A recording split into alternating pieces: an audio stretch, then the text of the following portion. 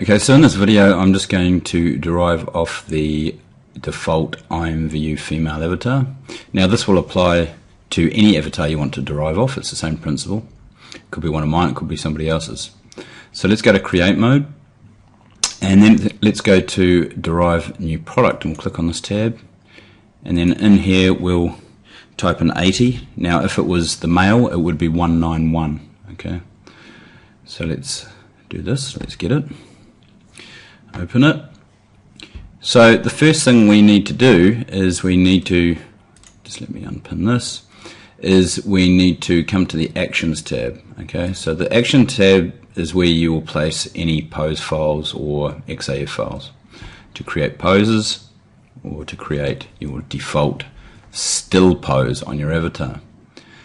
Okay, so the first thing we want to do is we want to change a couple of settings. Now as it's set here, you can see down here after playing it has pick new in symbol. So what this does is it means that these files here, which are all your standing defaults, which is what happens when she changes, she'll change into another one of these, it picks it randomly. Okay, so it could pick 3 and then it might because it says pick new in symbol, it's a random pick, so it could pick 7.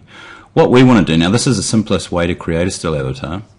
And we'll get into a bit more advanced methods after, but for right now the quickest way to do it is to set this to cycle through ensembles. Now what this means is that it will cycle from the bottom, don't ask me why, but it starts from 9 and it will cycle up in this direction. Okay, so it will apply changes.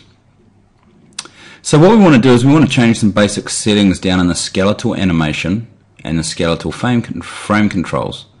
The first thing we want to do is we only want to add one pose because we're making this a still avatar.